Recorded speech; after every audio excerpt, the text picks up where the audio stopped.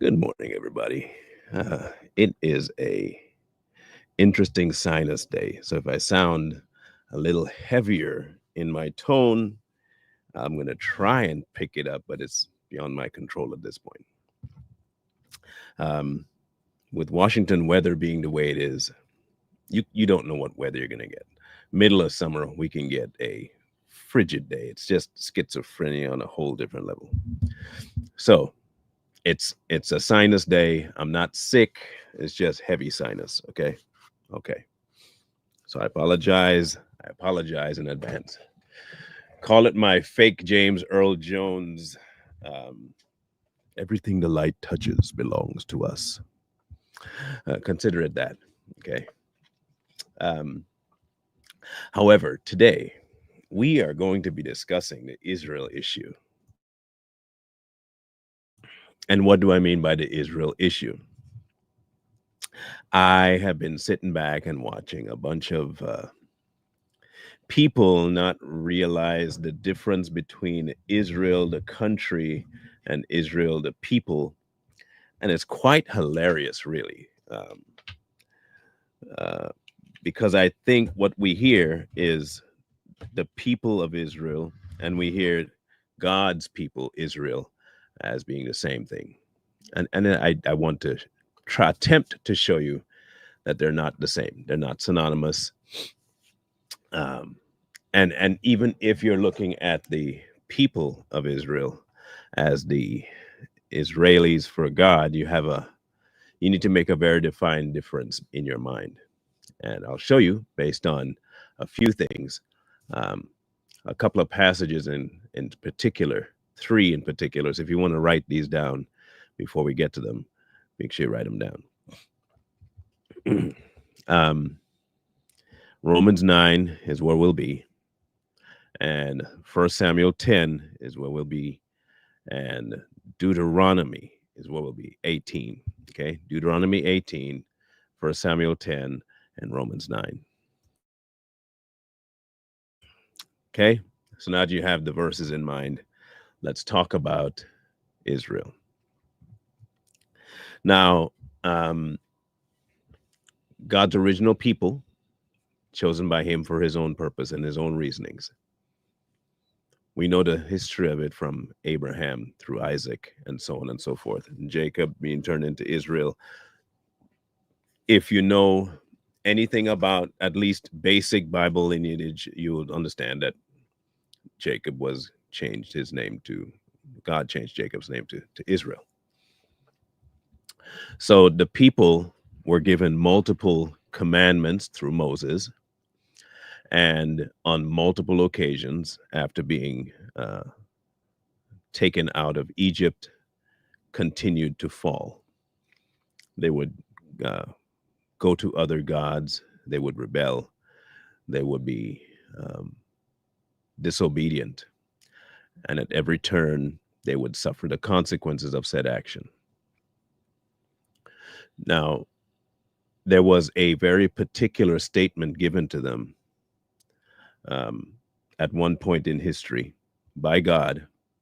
And I think if you look to these particular this gift that He gave them and the statement He gave them, you will see something very odd about the current iteration of Israel. So we'll start in Romans 9, and this is one of those passages that's been used over and over by certain individuals that want to say they are Israelites. This has nothing to do with those Powerpuff Power Ranger idiots. Okay, I just want to make that abundantly clear. This passage has nothing to do with the Purple People Eaters, the way Corey Minor likes to call them, the Purple People Eaters, the Power Rangers, the Temu Power Rangers. So in Romans 9, it says this: but it is not that the word of God has taken no effect, for they are not all Israel who are of Israel, nor are they all children because they are seed of Abraham. But in Isaac your seed shall be called. That is, those who are the children of the flesh, those who are not the children of God. These are not the children of God, but the children of the promise are counted as seed. For this is the word of promise. At this time I will come and Sarah will have a son. Now, Two things in this passage here. Um, this idea of not all who are Israel, not all Israel are who are Israel. There's not everybody that says they're Israel are of Israel, meaning of the lineage of Israel, and following the tenets that God put down, behaving in an accordance with the way he told them to. Just because you are of that line in blood does not mean you are that way in obedience. Big difference. Okay? Mad difference. Just because you come from a certain location does not mean you adhere to everything he told you to do. So just because you are Israel does not mean you are of Israel.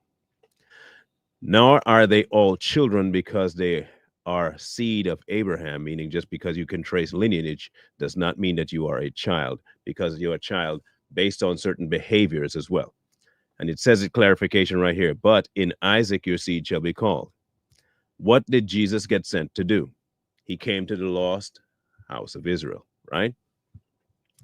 So he came to do something very particular, to go after the lost of Israel, meaning that you are being called, the seed of Isaac is being called, that he is the seed, right? So in that seed you shall be called, both to be grafted and to come back.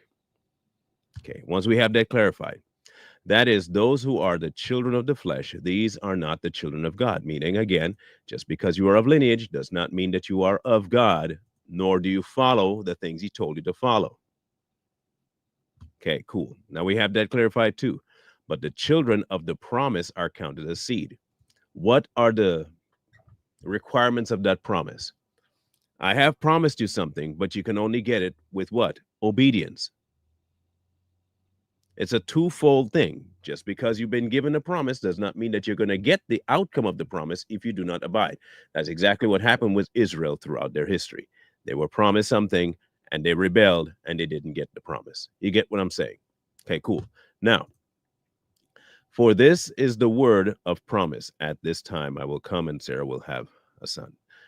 Now, with that being the groundwork we're going to put down, first off, this idea of the children of Israel and the not of Israel thing has taken on a whole different tinge because people believe just because you can trace something back to a bloodline or a look or a house or a region and your race, it means that you are of for some reason covered by some sort of blessing by God. At every turn, Israel was blessed by obedience. They were always punished by disobedience. Countless times you will see Israel stray. God would turn his back. They would suffer their consequence, and then they would return. That's been their MO for as long as we can remember. Okay? For as long as we could remember.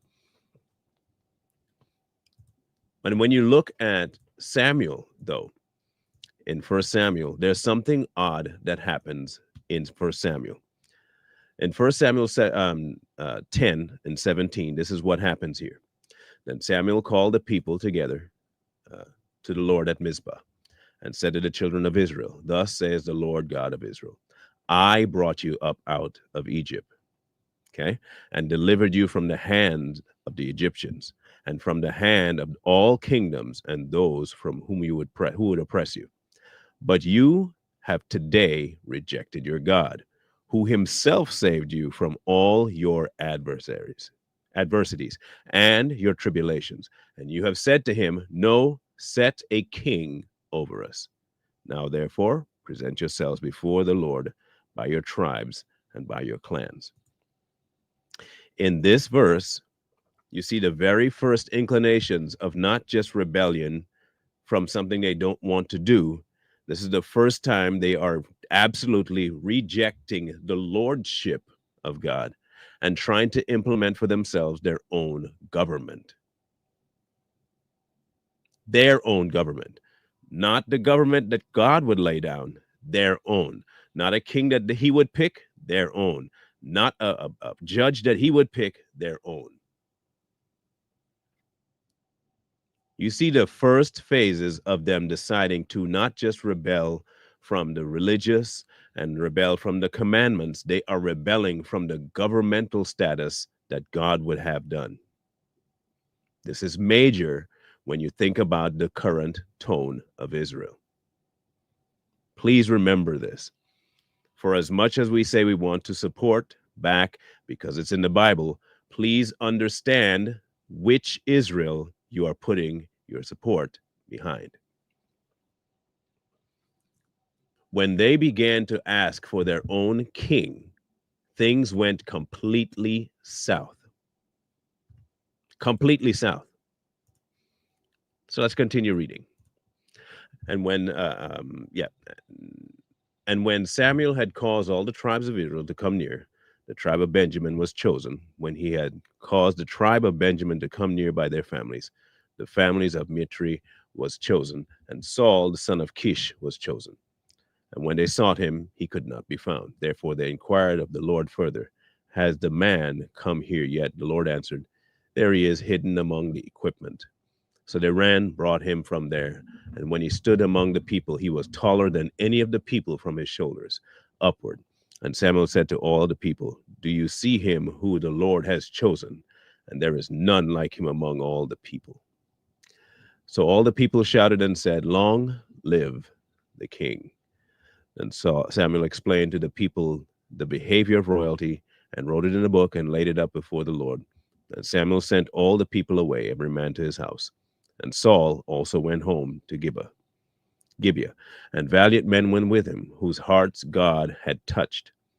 But some rebels said, how can this man save us? So they despised him and brought him no presents, but he held his peace. Now, if you remember the story of Saul, it was a very tragic end. He was also the same Saul that would go to the witches of Endor. So remember that too. If you link all the things that have ever happened when the children of Israel picked their king, nothing went good for them. Nothing. It wasn't until David that things started to come back around.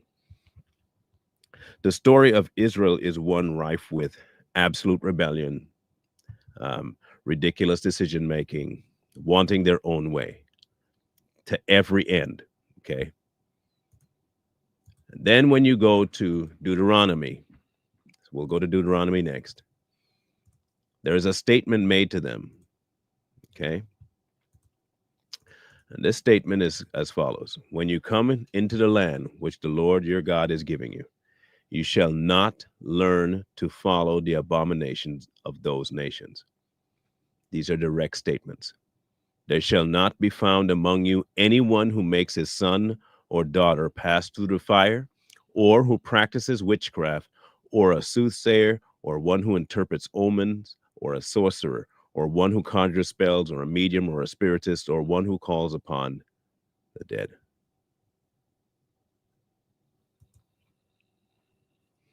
Now, please remember, please try and remember sequencing here. This was a direct command. What did Saul end up doing? Okay. For all who do these things are an abominations to the Lord. And because of these abominations, the Lord your God drives them out from before you. And you shall be blameless before the Lord.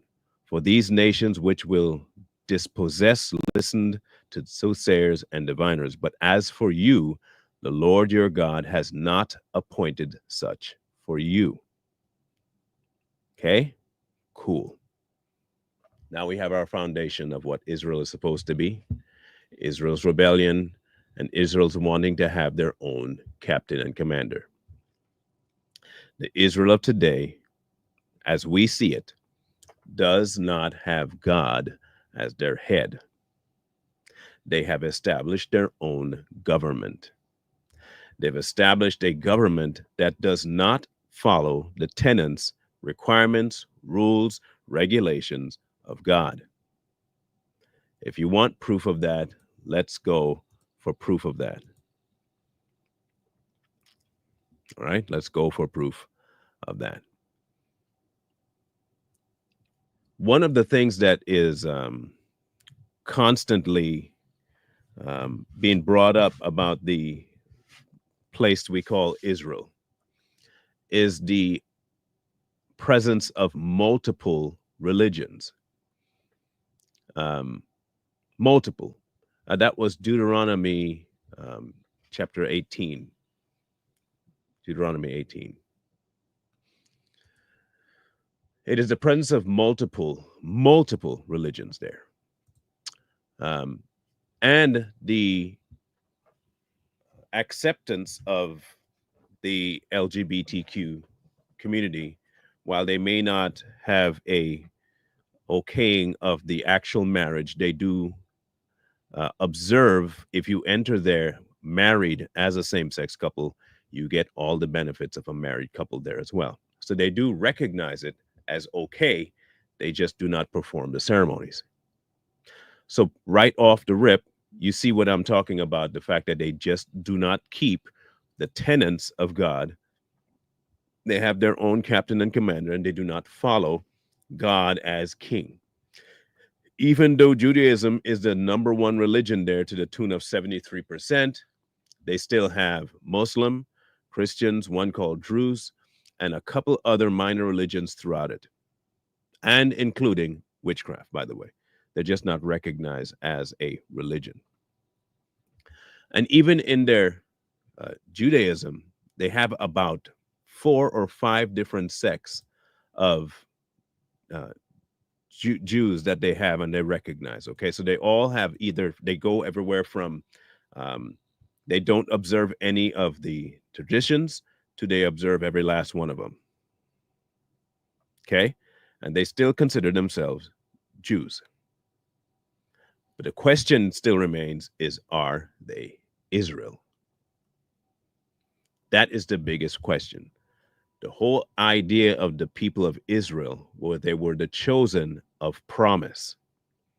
In order to be that, you have to stay within promise.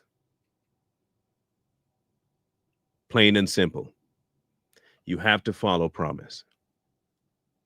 If you do not adhere to the promise, you cannot consider yourself one of Israel. It's not going to be possible. He told you that in no uncertain terms. In no uncertain terms. So, how can we go about trying to decide what exactly this whole idea of Israel and supporting Israel and having Israel's back and all this stuff and saying that is godly? Where do you draw the line? Where exactly are you saying which Israel are you having the back of? Because remember, and I'm not talking about the whole stupid Zionist, this and that. I'm not talking about that's the most ridiculous argument. It's still it's a governmental Israel versus the holy Israel. Big difference. Big difference. A mad difference. So I don't care whether you want to call it Zionist or you want to call it is. The fact of the matter is, right now you see a governmental Israel that does not adhere to the promises written down in their own scriptures about God. They don't follow his laws. They don't hold him in reverence. They do not ever follow him. So they cannot be Israel, even though they are there. They're not of Israel. They do not contain themselves in a manner that says, I follow God. Thusly, I should be protected. You understand this? Being behind a certain religion is not the same as being behind a chosen. If they are the people of God, let's just say we have a differentiation between a Christian and a Jew. Let's say we have let's do a delineating marker on the ground, okay? Again, I'm speaking from one who is layman so we can understand from the layman's position. Okay. If I were to just read the book, the Bible itself, just read it, and I were to go from Old Testament to New, and I were to look at these people that were called Israelites, and I were to look at what we are considered today as Christians, what is the massive difference between the two? The Christian is grafted into the family of God. Israel were the original chosen people directly of God. Point blank, period. The two are going to be viewed the same because they're of a promise. The Old Testament and the Old Covenant was done away with when the New Covenant came around. And the New Covenant has made both the original peoples and the grafted peoples under the same view in front of God. Okay. The problem here lies in what is the old people, meaning Israel, and are they adhering to any of the tenets that God laid down for them and his and their people? And if they're not, they are not of Israel. Okay, I hope this is abundantly clear. The same way as if you think yourself a Christian does not make you one because you do not adhere to the promise you said you signed up for when you became one. It might as well be saying, not all who say they're a brother are a brother. I mean, in fact, he says it, not all who call on the name of the Lord will be saved. He's like, not all who say, Lord, Lord, will be saved. They're not going to be. Just because you say that does not mean that you are one of his. There are tons of that happens all the time. In fact, he said it. On that day, many will come before me and say, did we not do this? Did we not do that? Did we not? And he said, I don't know you. You are not of me. You didn't know me. You never interacted with me. You never followed me. All you said was my name. All you carried was my name. We are of Israel. Okay. Are you sure? Well, we live in Israel. But do you follow? No. Then no, you're not of Israel. You're in Israel. There is a mad demarcation of the two things. And I think if we as believers were to be honest with ourselves, we have started taking up this mantra of defending Israel because their name, not who they follow. We have to look to see the following. Now, if you're going to tell me just off the rip that, yes, I am for the people of Israel that follow God, how do you make that known? You can't make that known because you don't know. You don't know who they are. It is not known to you. All you have going on is this: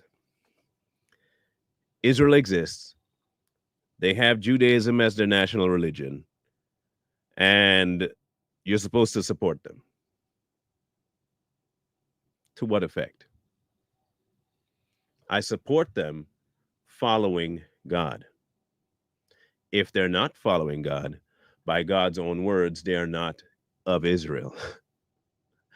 I don't know how much more clear this can be made. I'm not trying to make a governmental delineation of a Zionist versus a true it. That's, to me, that's just another worldview being placed on the people of God. The Zionists, just in court, like I said, don't mix and mingle with the nations of the earth. Don't do it. You're supposed to be set apart. He told Israel this countless times: don't intermarry, don't pick up their religions, don't even go into their place and pick up the stuff they don't do that. That was the biggest thing he has ever told them. Do not follow foreign gods. Don't even bring them into your camp. And what do we have right now going on in the country, the nation of Israel? You have mad amounts of people that do not follow God.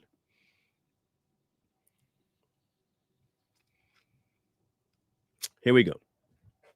Marriage in Israel is regulated by the religious courts of recognized confessional communities, none of which perform interfaith or same-sex marriages. Domestic civil marriage is not recognized in Israel. However, civil marriages performed in foreign jurisdictions, including same-sex marriages, are recognized with full marital rights under Israeli law. Do you know what you call that? You call that hedging your bets. You call that playing both sides of the fence. Oh, we're not going to marry them. No, but if they come in here married, of course we're going to honor the fact that they're married and they'll have all the rights of a married couple. Is that how God told you to operate? Did God tell you that this is how you're supposed to operate in the kingdom?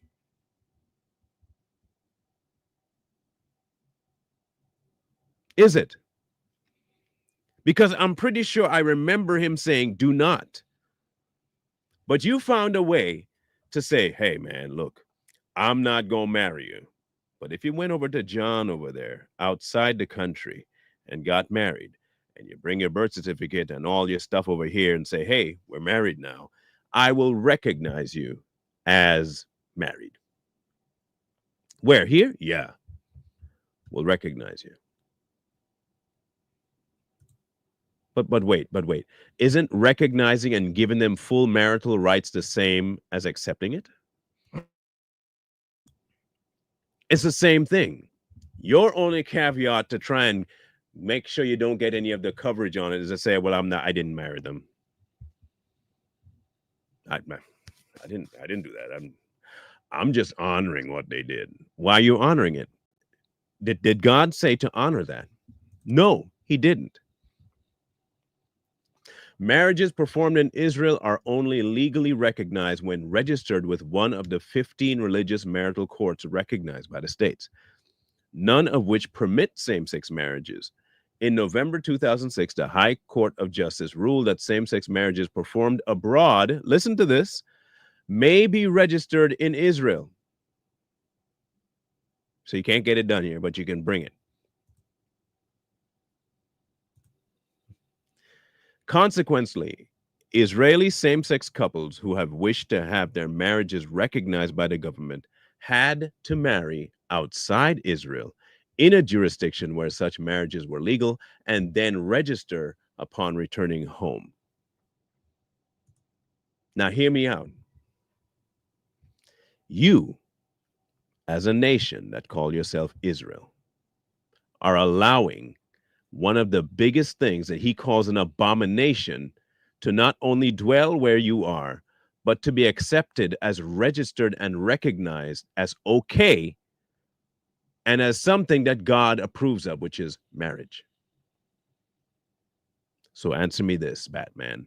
Are they of Israel? The answer is no. The government of Israel is not of Israel. The government of Israel is not of Israel. They are Israel, not of Israel. There may be people there that follow God religiously, dearly, wholeheartedly, and are of Israel and reject the silly things.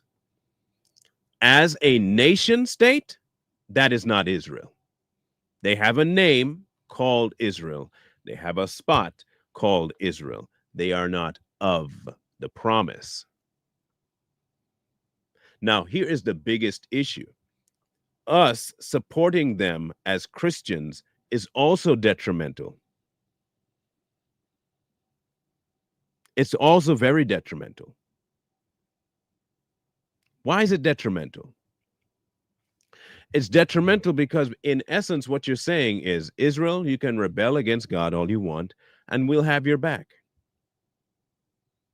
So let me ask you this. Where did you get the okay to do that as a Christian? Aren't you held to the same rules and regulations as Israel? You don't accept certain things. You do not intermingle with certain things. You have no affiliations with the darkness. So, how can you, as a Christian, say that you back Israel, the country, when they do the things that are completely antithetical to God?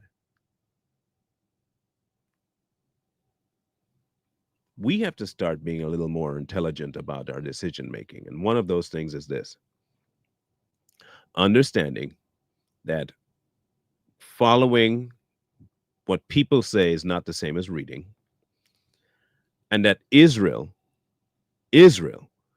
of Israel, I mean, are the people we should be in support of. But they are so hard to detect. No, it's not a religion. No. It's so hard to detect because you don't know who they are by just saying something. Now, say you want to pray for Israel. and you don't know who Israel is.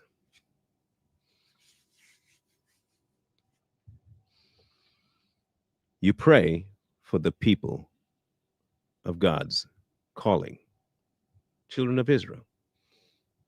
You know who knows who they are? Guess who knows who they are? Take a wild guess who knows exactly who the children of Israel are. Of Israel, not the children in Israel. Please tell me who knows who they are. Like without question, who knows it? Name the one person. Thank you, Chris. God. God knows who his people are. God knows. You praying for his people, wherever they are, will be heard by God and be done by so. I don't have to know them by name. I don't have to know anything about them, but God does. God does. Our biggest issue, though, is this: as Christians, we want to be in such solidarity with everything out there that we become an accepting of everything. Everything. Because someone slaps the word God on it. No discernment. None of that is in our wheelhouse anymore. We want to blanketly label everything. Oh, Israel, they have the name God. Same like with Christians, right? I'm Christian. Okay, cool. God bless you, brother. How do you know they're a Christian? How many of these people come forward saying, I'm a Christian? Crying out loud, Jay-Z said he was. Beyonce said she was. You think they're Christian? Come on now, people. Discernment is an amazing thing to have. It really is.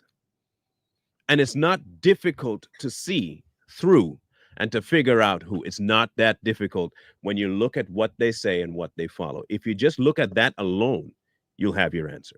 Literally, if you just look at that alone. What they accept and what they reject will tell you everything you need to know. Everything.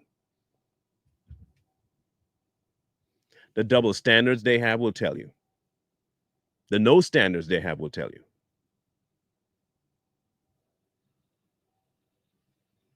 It is not really that difficult. What we want to do, though, is because we don't want to do the legwork of actually being one ourselves, we will accept anything else.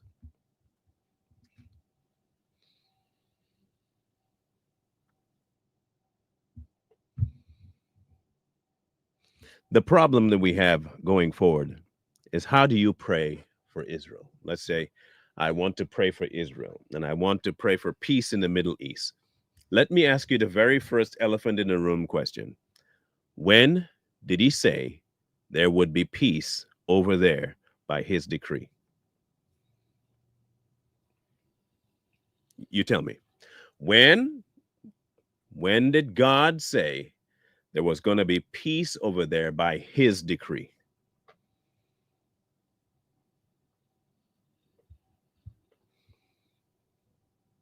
If you can tell me that, show me that. Show me that.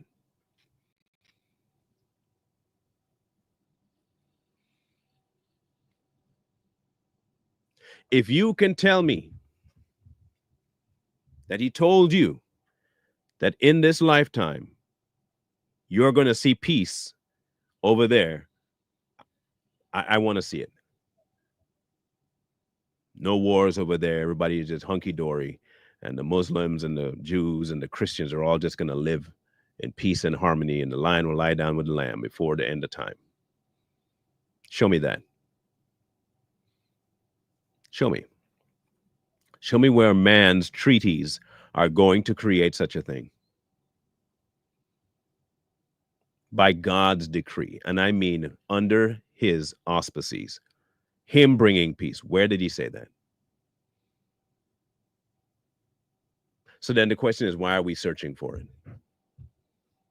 Why are we constantly trying to say this should exist and this will exist, and it better exist, and labeling everything as, oh my gosh, if it doesn't exist, these people are against God. I just want to know.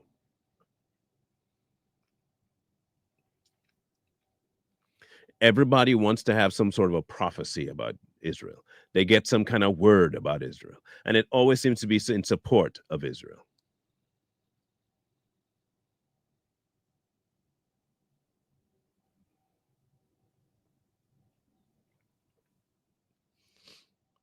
To your point, Shawnee, that is coming, and it will be brokered and broken. That much we were told.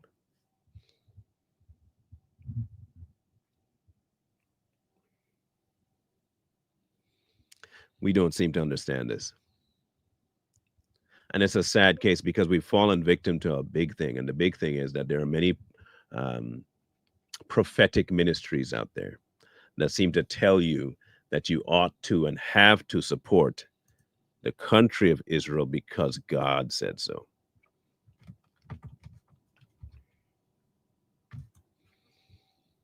But you can't show me where it says that.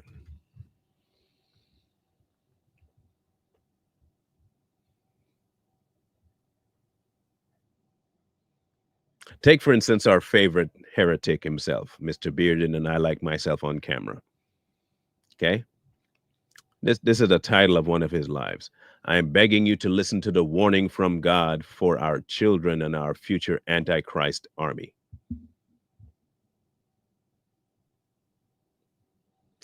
What? I'm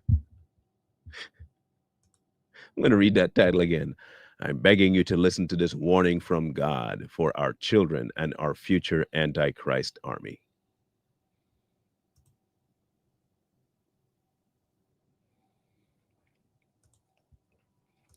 So apparently, directly, God is telling him about what is coming. I'm pretty sure that's already happened because it's in the book. The book's telling me exactly what's happening. You know what I don't need to know is time frame. You know what I do need to look out for is my relationship.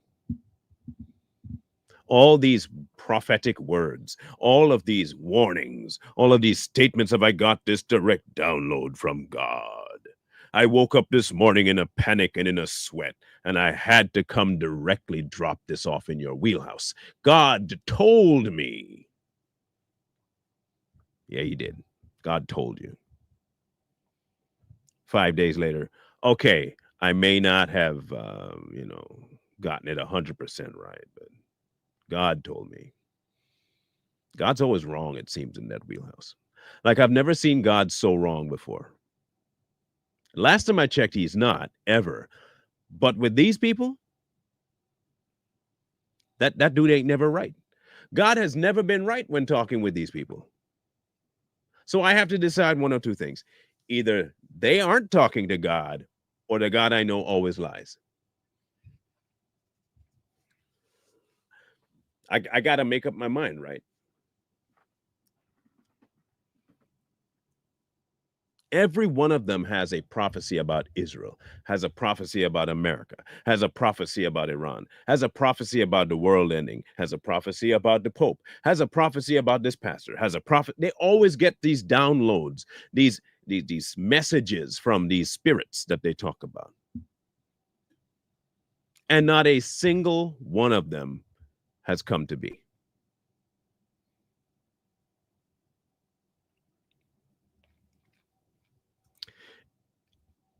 Here's my question.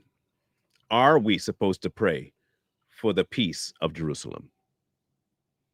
Or are you supposed to pray for the reconciliation of Israel to God? That's the bigger question. I think our prayers have been completely lied to us about and what we should be asking for. Everyone keeps saying, pray for peace in the Middle East. And every time they say that, it's always through man making treaties. Listen again. Every time people ask for a prayer, and it's a prayer for peace in the Middle East, it's always through the treaties of man. Do you hear them ever saying, pray for peace in the Middle East, that they all come to God? No, no. We want them all to live in harmony. Is that of God? Yes or no? It's not. It is not. The only place that peace exists is in Christ, right? Perfect. And if that's the case, why are we looking to man made treaties to make us peaceful? So, no, I'm not praying for the peace of Jerusalem. I'm praying for the reconciliation of God's people to himself. I am praying for those who are indeed of Israel to turn away from what is not of Israel back to God.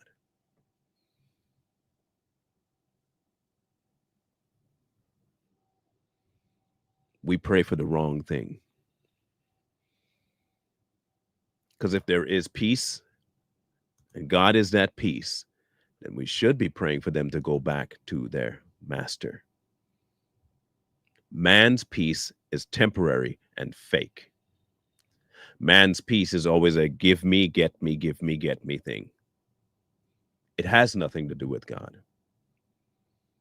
It just means I'm going to tolerate you for a period of time. I'm going to write on these dotted lines that for now I will not act in the hate I feel for you. On the surface, I'm peaceful with you, but in my heart, I really want you erased off the face of this planet. That's not peace. That has never been peace.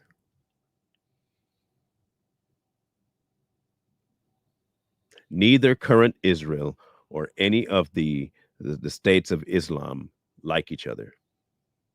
They will never like each other. They follow different gods.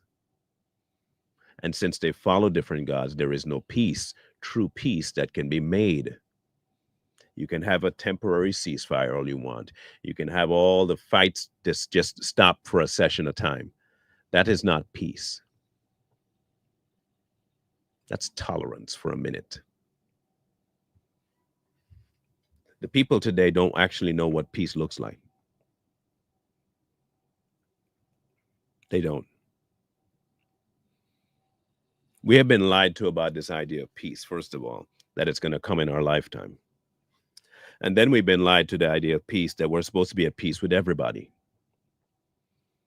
The Bible says something completely different, is that we're supposed to come out among them and live within peace, and peace is him. So how are we going to find peace with the world when he told you to come out from among it? When he told you to have no affiliation with it, how are you going to have peace with it? How are you going to make any sort of peace or treaties with the world when he told you not to direct?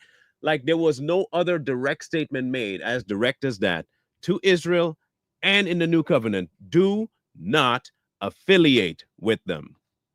Have no fellowship with them. How much plainer is he supposed to make this? Why are we so obsessed with trying to make the world our friend, trying to make the world our home, trying to make everybody that is anti-God part of my life? Why am I trying to do that?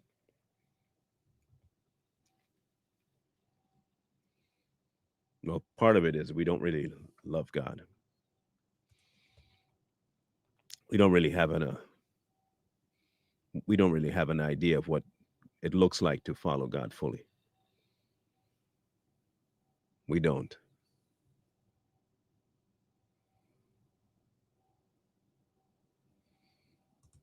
What we do want, though, is a utopia. We bought into that really good.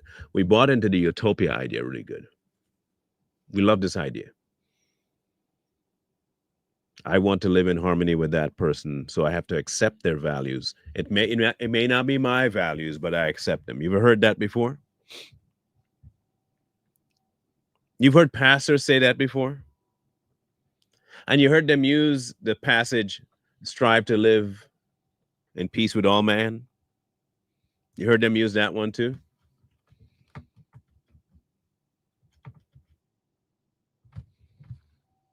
right? You've heard that one. So let's read that real quick and see what that actually says, okay? So we're going to go to Romans 12. Let's go to Romans 12 real quick. Okay?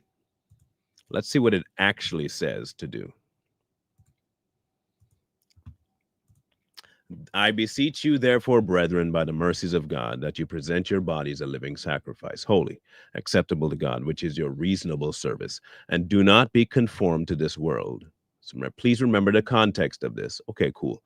But be transformed by the renewing of your mind, that you may prove what is that good and acceptable and perfect will of God. For I say, through the grace given to me, to everyone who is among you, not to think of himself more highly than he ought to think, but to think soberly, as God has dealt to each one a measure of faith. For as we have many members in one body, but all the members do not have the same function. So we, being many, are one body in Christ, and individually members of one another. Having then gifts differing according to the grace of that is given to us, let us use them. If prophecy, let us prophesy in proportion to our faith, or ministry, let us use it in ministering. He who teaches in teaching, he who exhorts in exhortation, he who gives with liberality, he who leads with diligence, he who shows mercy with cheerfulness. Now remember, this is the statement being made. Okay, this is a statement being made. All right, we in the context, right? We in context? Good, good. Let's go forward. Behave like a Christian. Let love be without hypocrisy. Abhor what is evil. Cling to what is good. Be kindly affectionate to one another with brotherly love. This is to another Christian. One to another. In honor, giving preference to one another, not lagging in diligence, fervent in spirit, serving the Lord, rejoicing in hope, patient in tribulation, continuing steadfastly in prayer, contributing to the needs of the saints, given in hospitality. This conversation is to the body. Please contextualize when you quote. This is a conversation about the body, the members of said body. I hope we have that abundantly clear. Bless those who persecute you. He's talking to the body. Bless and do not curse. Rejoice with those who rejoice and weep with those who weep. Be of the same mind toward one another. This is to the body. Do not set your mind on high things, but associate with the humble. Do not be wise in your own opinion. Repay no one evil for evil. Have regard for good things in the sight of all men. That's the first time he branched out away from the body. If it is possible, if it is possible, what would make it impossible for you not to live peaceably with all men? Let's go back up. Abhorring what is evil. If they ask you to not abhor what is evil and to not cling to what is good, then there is no way for you to do this part here, living peaceably with all men. The world today wants you to accept the vile things and call it love. The world wants you to advise yourself to take, yep, there it is. That's evil, but hey, it's love. Oh, yeah, you're right. Accept it. No, I will not live peaceably with that. It says, if it is possible, and if it is not possible, and the only way it can be impossible is if it goes against the nature of God. As much as it depends on you, live peaceably with all men. Beloved, do not avenge yourselves, but rather give place to wrath. For it is written, vengeance is mine, I will repay, says the Lord. If your enemy is hungry, feed him. If he's thirsty, give him a drink. For in doing so, you will heap coals of fire on his head. Hold on.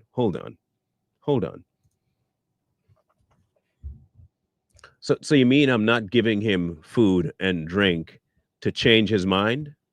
No, I'm not. That wasn't the goal. I'm doing me because I'm been told to do this by God. The outcome for you will be you're gonna get mad because I'm not mad at you. I'm also not trying to change your mind either. You can stay mad. You can stay hating me too. This concept we have right now that somehow we're supposed to be the most um, accepting religion out there. Besides the fact that we're not a religion, what we're supposed to accept everything of the world and call it love? No, nope. There has to be a mark in the floor that says I'm not going past that. I will make peace with you as long as I'm able to, and if that is the requirement to be peaceful, I'm not peaceful.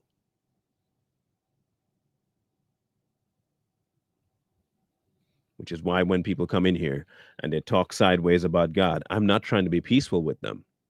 I have a line in the sand. As far as it is with me, I will live in peace with you. But if it is not possible, I'm not. I will be that brick wall. I have no problem being that brick wall. None.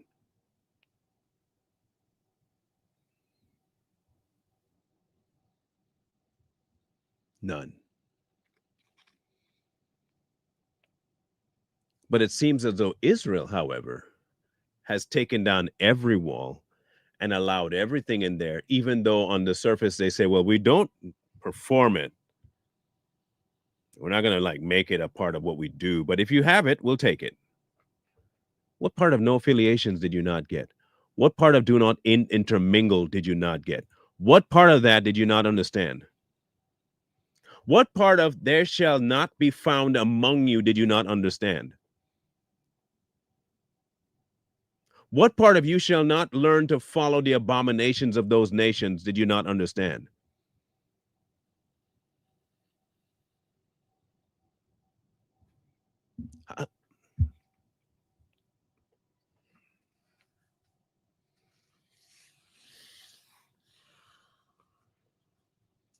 As long as the nation that we call Israel is following the ways of the world and are not putting God first, I will not support that. I will continually pray for the people of God who are of Israel to stay steadfast and for the lost ones to find their way back. No problem doing that. Governmentally, I have no reason to support them. It is neither here nor there for me. It's definitely not a reason based on religion. I'm not doing that.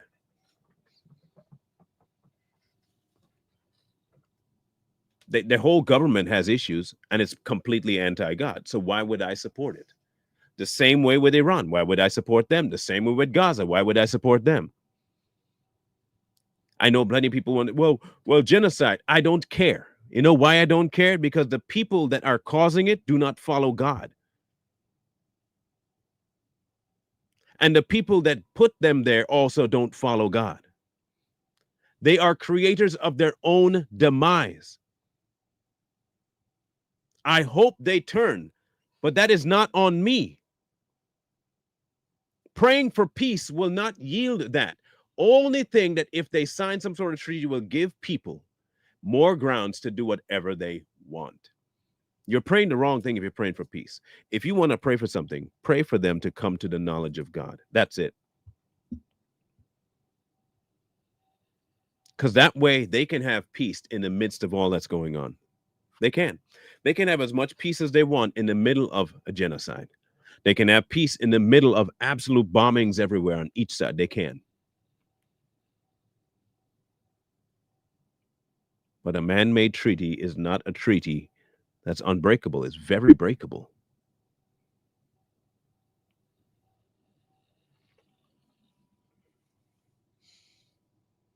They want me to feel bad for what one nation does to the other. When it was told to me that nation will rise up against nation, how are you surprised? Why are you surprised?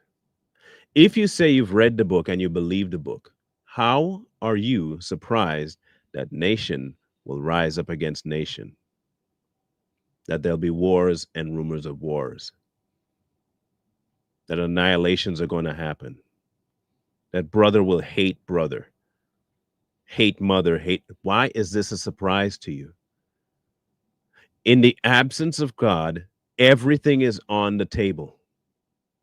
But we seem to have this insane notion that somehow, if God ain't gonna do it, man definitely will. How retarded do you have to be to believe that? You want me to believe that what God can't accomplish, you can? Really? Amazing. Amazing. You're telling me that man's gonna accomplish something that God specifically told you wasn't gonna happen. That's impressive. That's very impressive. The same people that shout also this new revival thing when the book says the complete opposite of a falling away. You see what I mean? We have been sold a bag. And unfortunately, there are many believers that are buying this bag and running around with it like it's what is written. Everybody's looking for the Antichrist. Everybody's trying to figure out the end of time. When he told you, you ain't gonna know. What is wrong with y'all? Like, okay, honestly, what in the world is wrong with y'all? How brain dead do you have to be to not listen to the man when he said you're not going to know?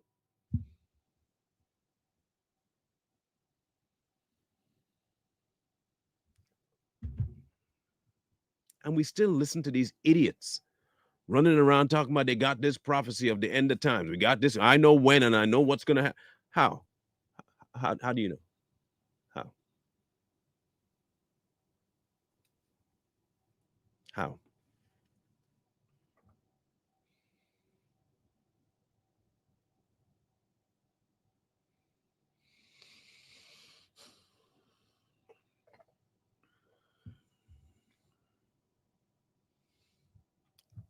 I feel um,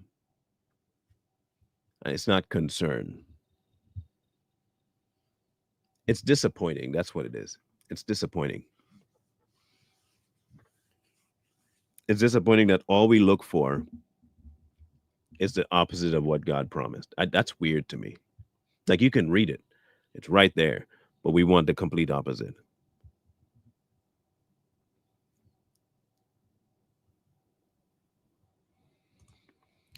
It's the fear of dying and possibly going to hell that scare people of not knowing the day or the hour. And it should. It should scare you. It should scare the bejeebus out of you. But it doesn't really scare them. Otherwise, they'd turn. This is what I've realized about fear. There are two different types of fear. There's a fear that you say you have that you don't really have because it doesn't produce any change. Then there is a fear that will absolutely change you. That there is a fear that will freak you out. Absolutely freak you out. It's like this. You say you're afraid of dogs, right? Say you're afraid of dogs. And then you find a street that there are dogs loose running all over it. Now you said you're afraid of dogs. Okay. But you still decide to walk down the street. You're not afraid of dogs. Then there's somebody else who said, I'm afraid of dogs. And they see the street with full of dogs. You know what they say? I'm not going down that street. There's nothing you can offer me that's going to have me. And it could be chihuahuas. Heck, those dogs could just not even be running around. They could be lying down, Pomeranians without teeth and claws. I'm afraid of dogs. I am not going down that street. You know what's down there? Dogs. I don't care if you ask me to. You could offer me $1 billion going down that street. I'm not going down that street. I'm afraid of dogs. I'm not doing it. So, for all the fear that they have of hell, they're not changing their course. For all the fear they have of not unknown, they still behave the same way. So they're obviously not that afraid. Obviously. The same way that people say, I fear the living God, but they continue to do things that are completely going to put them in the path of the wrath. Then you're not really afraid, are you? No. Your fear is only circumspect. It's just topical. Yeah, I'm afraid. What you really do is that you don't like dogs. You're not afraid of them. You don't like it. You're not afraid of hell. You just don't like hell. You don't like the idea of hell. But it doesn't scare you at all. It doesn't scare you. In the back of your mind, you say to yourself, it ain't going to be that bad because I don't believe in it. And if I go, I go. But I'll talk against it because why would a loving God do blah, blah, blah, blah, blah, blah. When it says knowledge begins with the fear, we don't really fear God because we don't know that, at least some of us don't believe that he can end both body and soul. We don't believe that.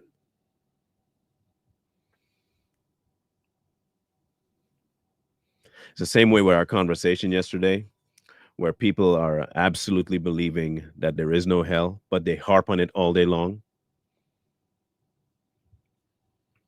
And they find a way to not make it real so that they don't have to go there. But if they generally were afraid of going there, they would try and find ways to not go there, not to just believe it doesn't exist.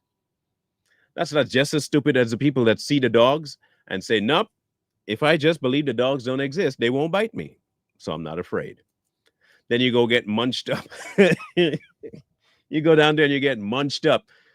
And you're like, oh my gosh, how did that happen? Because they're dogs and they're biting. And you said you were afraid. I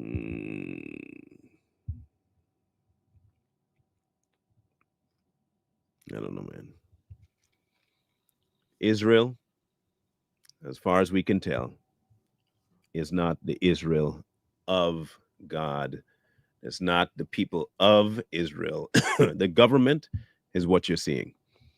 If you want to find a way to pray for the children of Israel, not the people in Israel, the children of Israel, you pray for them to remain in God. You want to pray for those who might be lost. Pray that they come back to their first love. As for the nation as a whole on the worldly level, they've already chosen their king. They've chosen their king and they choose to suffer that way. They choose to suffer that way.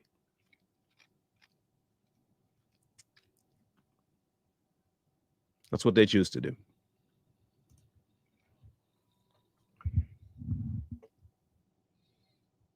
I think what we end up doing is forgetting that our first and foremost priority is God, his wants, his wishes, his ways. Him, period, point blank. Everything after that point has to hinge on that. If it's not hinged on that, then it must be hinged somewhere else. Has to be hinged somewhere else.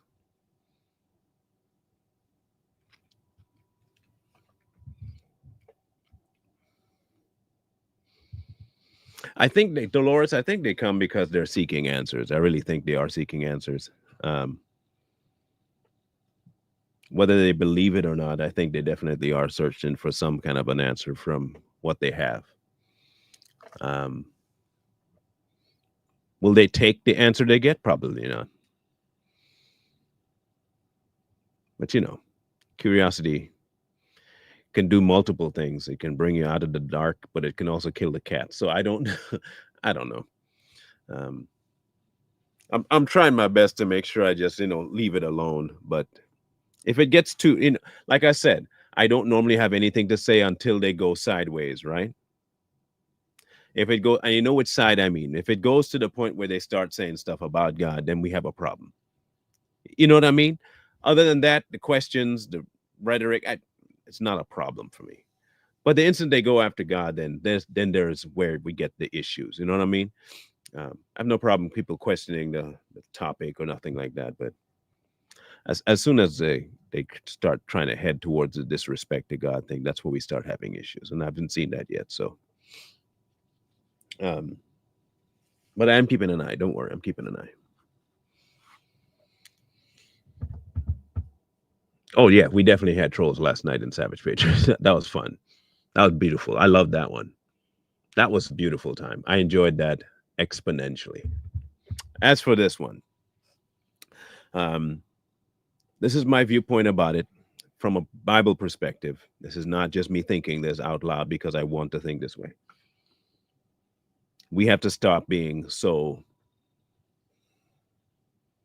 blanketed about this whole idea of um, supporting Israel. You support the people of Israel, not just of lineage, but of the promise. And if you're not familiar with the promise, please go get familiar with the promise so you can pray for the people accordingly. You pray for the ones who are seeking, pray for the ones who are with. But as for the nation themselves, they are in full on rebellion against God. The nation, as we see it in terms of the culture and the government, are completely anti God. But the people, the Israeli people of Israel, not the ones that live there in houses and tents, we are talking about the heart Israel of Israel, are the ones we pray for.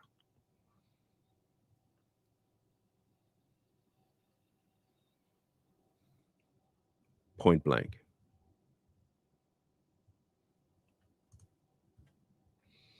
This is a spiritual aspect of things that we have to start taking. This world um, is not where we try to make our peace and happiness. It is not. It should never be.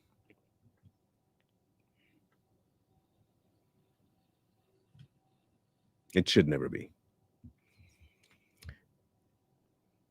That's how you pray. Pray for the people to recognize God as God again, for their ways to follow God again.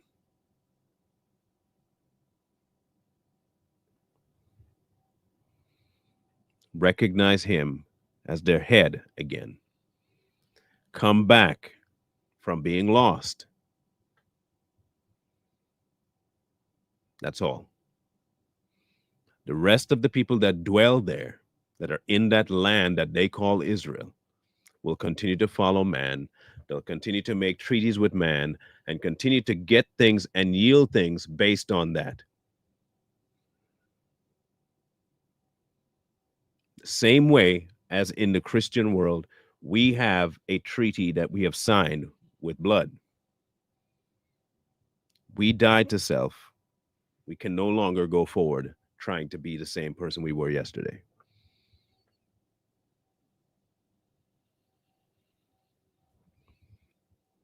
Pretty simple.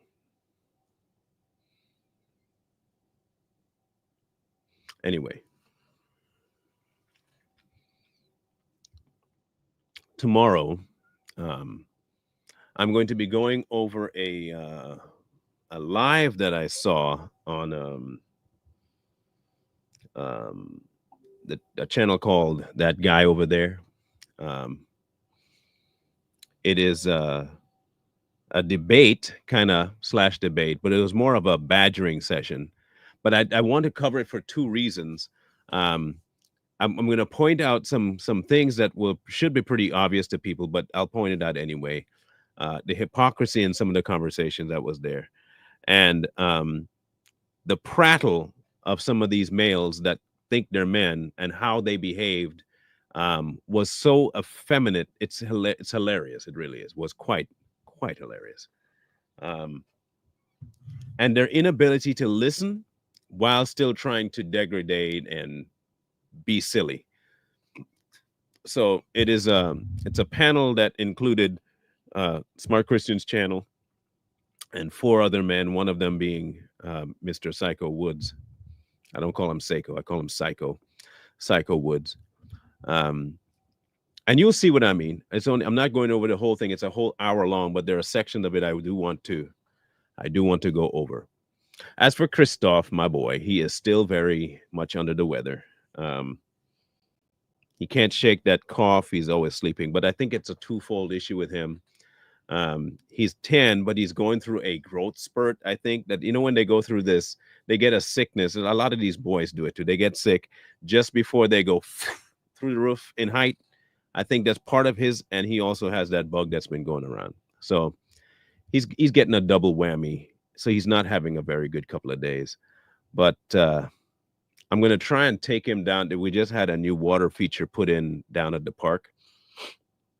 And so I think some activity will probably hopefully kickstart some antigens in his body to get moving. So I'm going to take him down there and have him run some of that out. So when he finally sleeps, he fully sleeps so he can get some actual rest.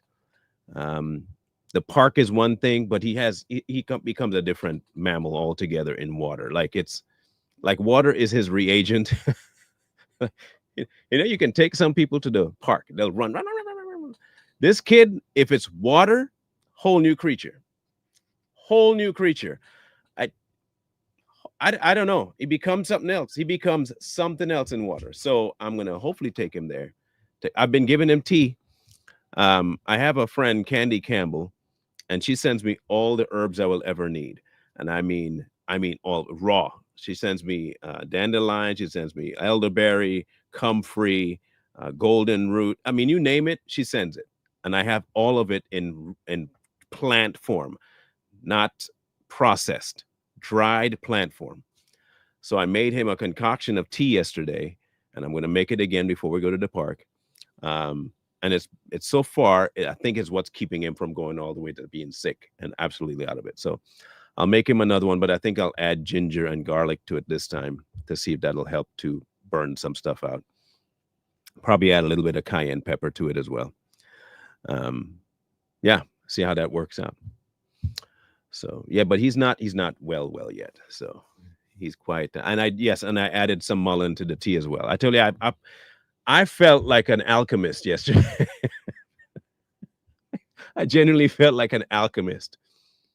I did. I felt like I was standing over a blemic thing, just standing and just and I poured stuff in there, and I was just, man, look, we have a turmeric honey. What we did is we took some honey and we got some ground turmeric and we put it in the honey to set. So we've had that sitting there for about a half a year, maybe a year.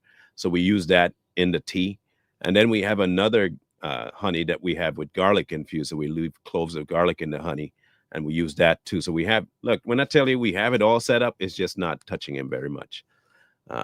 This stuff is, whatever it is going around, is a different beast altogether. A whole different beast. So anyway, that's what we got for now. But I'll let him know you guys are praying for him.